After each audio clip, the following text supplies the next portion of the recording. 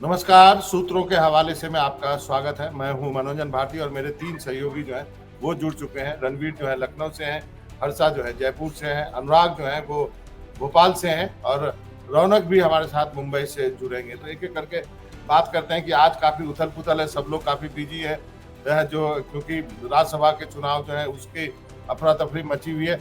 रणवीर आपके यहाँ सूत्रों के हवाले से क्या खबर है? काफ़ी कुछ हो रहा है। समाजवादी पार्टी से भी कुछ आ रही हैं, स्वामी प्रसाद जी नाराज हो गए, क्या-क्या चल रहा है वहाँ पे? देखिए, राजनीति में अब चुनाव आ रहा है और सूत्र जो है बहुत सक्रिय हो गए हैं। तो सूत्रों ने पहले तो ये बताया कि स्वामी जी ने दबाव डालने के लिए अखिलेश जी को एक चिट्ठी लिखी। और चिट्ठी क्यों लिखी? क्योंकि उन्हीं की पार्टी के लोग स्वामी प्रसाद मौर्य को कहते हैं कि ये मानसिक तौर पे विक्षिप्त हैं। अब स्वामी जी को कुछ तो करना था, मंझे हुए खिलाड़ी हैं, 4 दशक की राजनीति है, 1980 से राजनीति कर रहे हैं। तो उन्होंने चिट्ठी लिख के अखिलेश यादव को बोल दिया कि भाई गेंद आपके पाले में है। अब गौर करने वाली बात ये है कि ये जो इस्तीफ़ा है, ये इस्तीफ़ा पार्टी से नहीं है और ना एमएलसी के पद से है। राष्ट्रीय महासचिव के पद से है और ये कहा गया है कि इस्तीफ़ा वापस ले लें। तो सूत्र ये बता रहे हैं कि सपा के ही जो दूसरे नेता हैं, वो अखिलेश जी को कह रहे हैं कि ये रेज़िग्नेशन कम से कम एक्सेप्ट कर लीजिए, क्योंकि भगवान राम के इस माहौल में जिस तरह से स्वामी प्रसाद मौर्य बयानबाज़ी करते हैं, कभी रामचरितमानस पे सवाल उठाते हैं, कभी कहते हैं हिंदुओं की जो शादी की पद्धति है वो गलत है, कभी कहते हैं हिंदू धर्म में ये धोखा है। तो इसको लेकर के पार्टी के नेता अखिलेश जी पर एक दबाव बनाने की कोशिश कर रहे हैं और ये चाह रहे हैं कि किसी तरह स्वामी जी राष्ट्रीय महासचिव के पद से निपट जाएँ।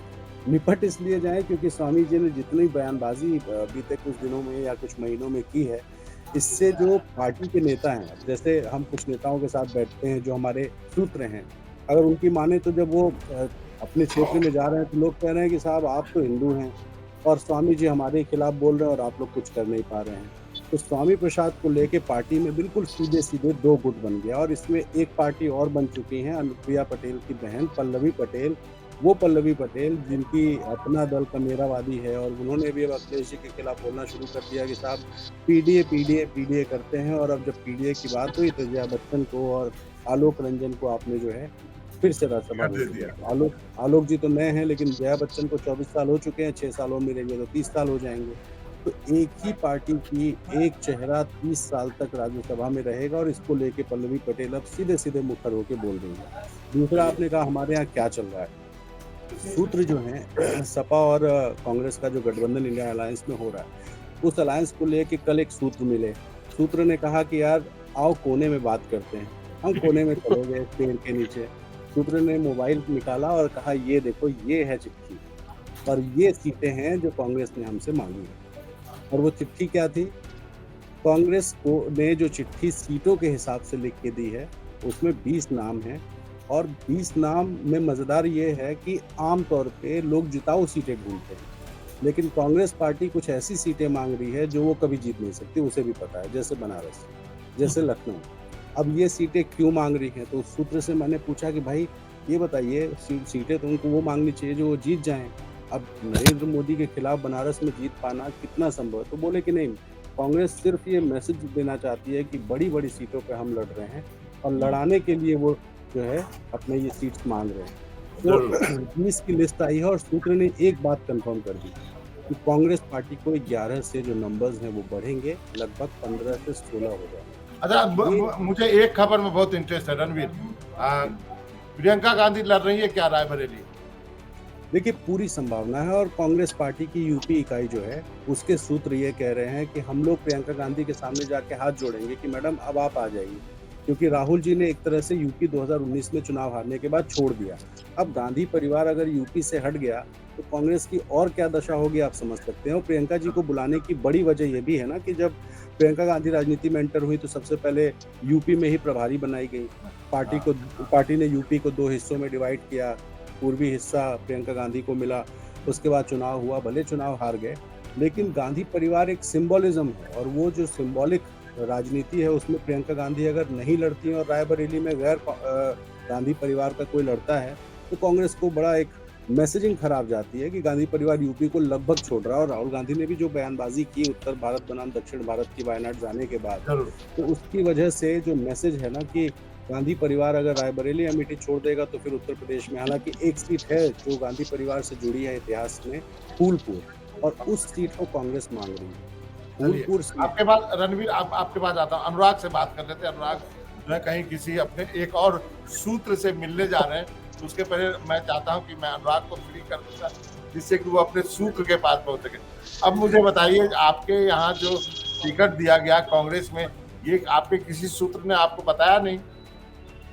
बाबा, मैं आपको पीछे जो अपना एक बंगला दिखाने वाला हूँ, ये पूर्व उप मुख्यमंत्री सुभाष यादव जी का बंगला था, जिस पर अरुण यादव जो पूर्व केंद्रीय मंत्री रहे और पूर्व पीसीसी अध्यक्ष भी हैं, आप और मैं भी जानते हैं कि उनका नाम चर्चाओं में था। लेकिन आज सुबह एक सूत्र ने बता दिया था कि दिल्ली की तरफ से मीनाक्षी नटराजन का नाम आगे बढ़ाया गया। लेकिन उन्हीं सूत्रों ने बताया कि जो कांग्रेस विधायक दल है यहाँ मध्य प्रदेश में और कांग्रेस के तमाम नेता हैं, उनको ऐतराज था, जिसके बाद अशोक सिंह जो कांग्रेस के कोषाध्यक्ष हैं, 3 दफे लोकसभा चुनाव लड़कर हार चुके हैं, ग्वालियर से आते हैं और लंबे वक्त तक उनका परिवार वहां पर जो महल विरोधी राजनीति रही है कांग्रेस की, उसमें संलिप्त रहा। लेकिन अब उनको शायद इसका प्रतिसाद मिला है और अब उनको राज्यसभा में भेजा जा रहा है कांग्रेस की तरफ से।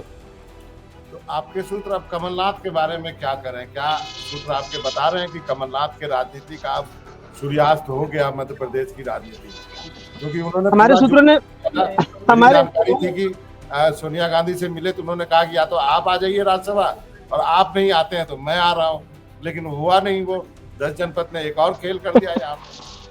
बाबा, हमारे सूत्रों ने बताया कि कल का खाना बहुत अच्छा था और सबने खाना खाया और खाना खा के धन्यवाद करने के बाद चले गए।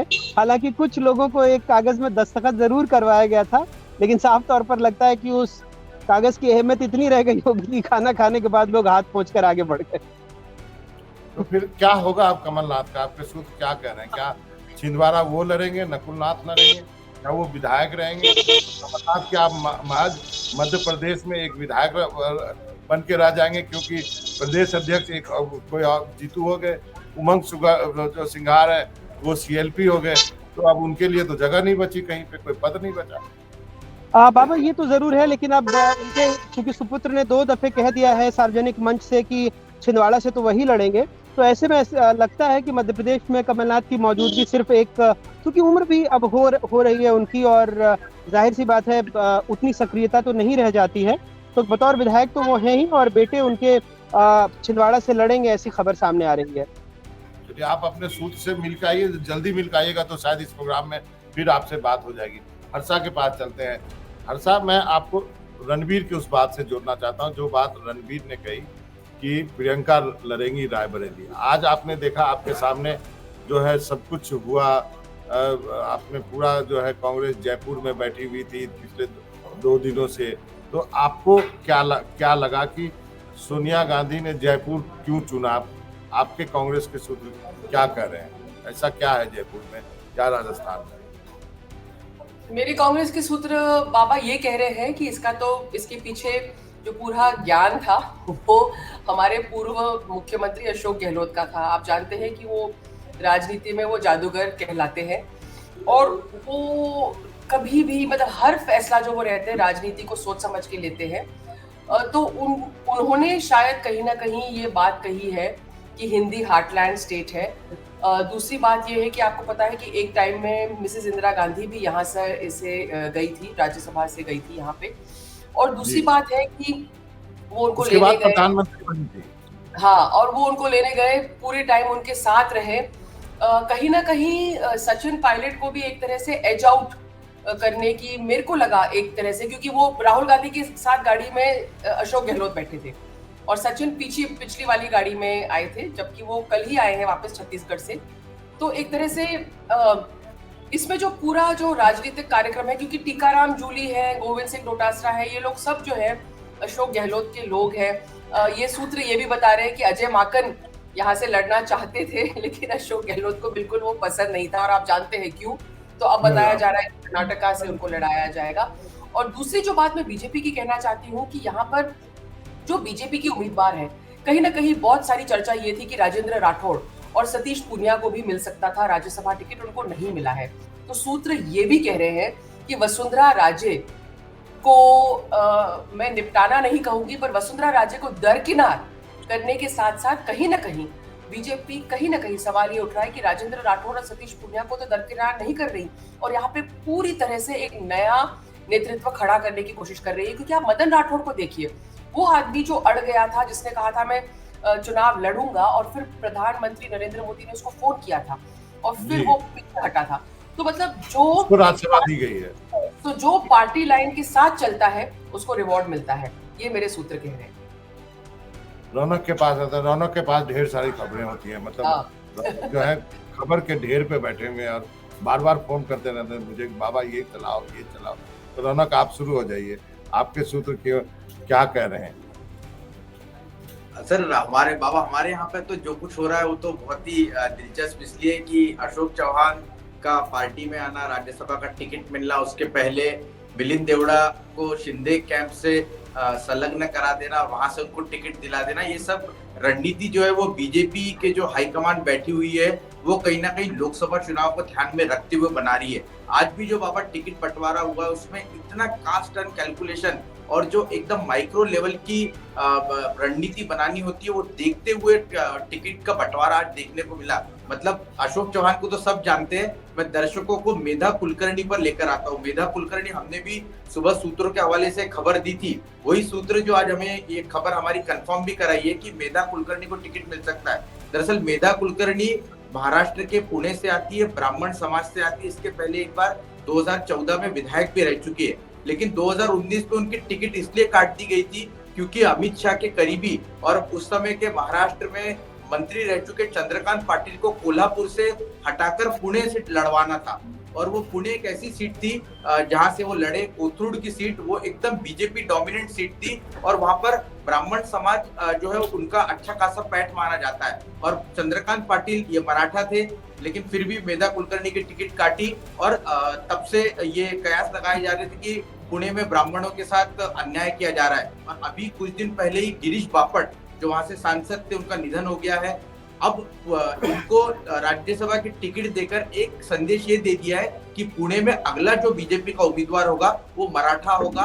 और इसलिए मराठा होगा क्योंकि देवेंद्र फडणवीस के करीबी है मुरलीधर मोहोळ, जो कि पुणे में मेयर रह चुके हैं, उनको टिकट दिलवाना है। इसलिए अभी से देवेंद्र फडणवीस ने सेटिंग की और ब्राह्मण समाज भी नाराज ना हो, इसलिए मेधा कुलकर्णी को राज्यसभा भेजा। और जो तीसरा नाम है उनको लोग ज्यादा जानते नहीं है, लेकिन महाराष्ट्र में जो डॉक्टर एसोसिएशन की सेल है, डॉक्टर अजीत घोरपड़े, ये काफी जाना पहचाना चेहरा है।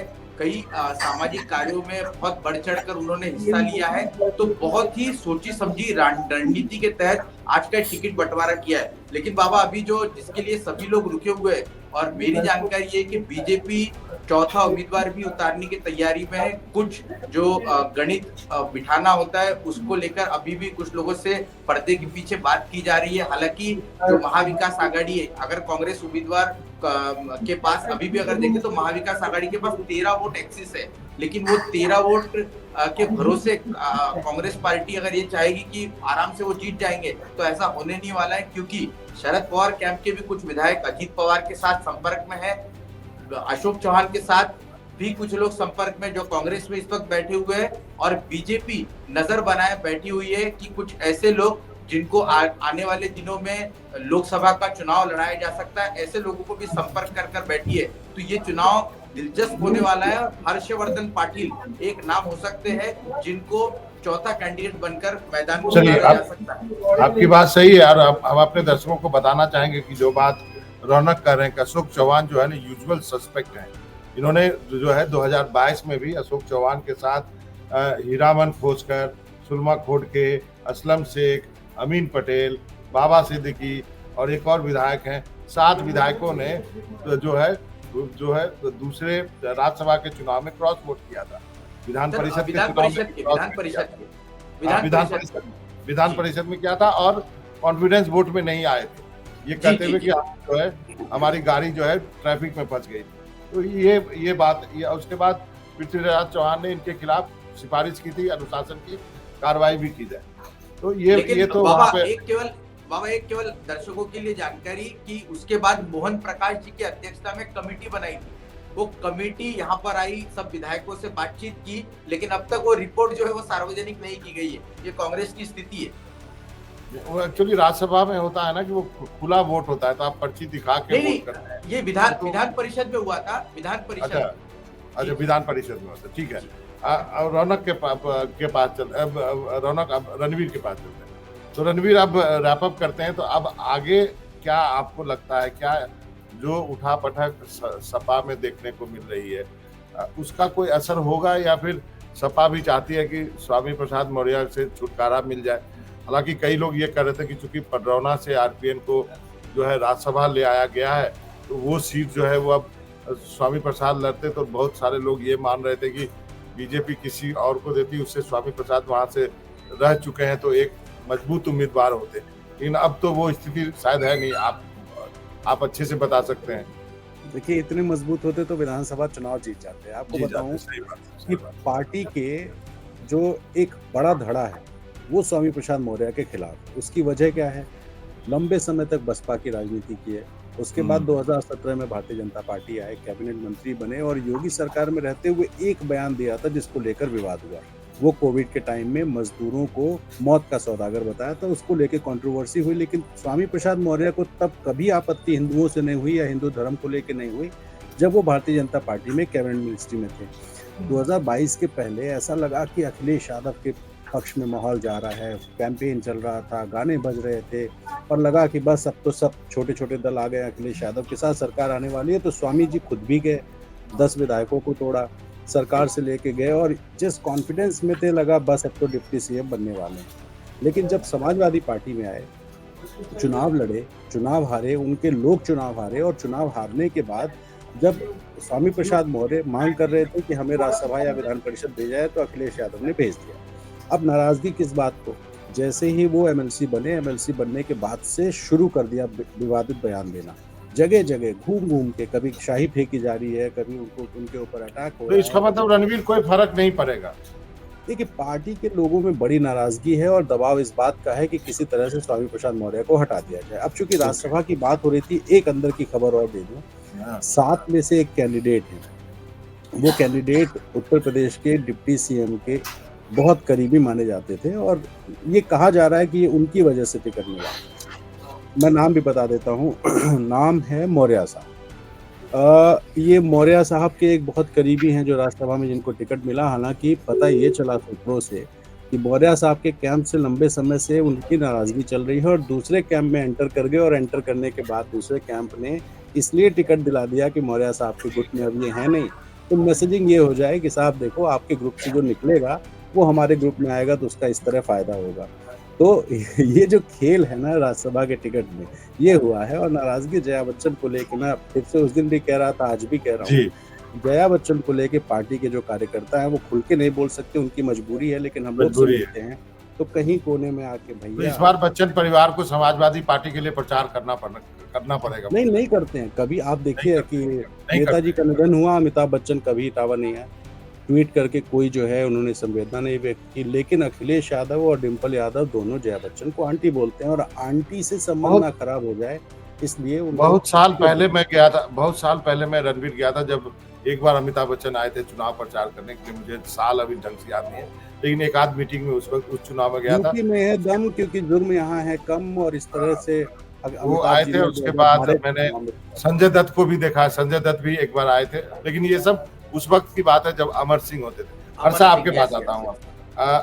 आपके सूत्र क्या कहते हैं कि सोनिया गांधी ने क्या उनको समझा दिया गया कि आप राजस्थान से राज्यसभा में आओगे तो इस बार बीजेपी की 25 हैट्रिक नहीं होगी? क्या कुछ ऐसी चर्चा है आपके?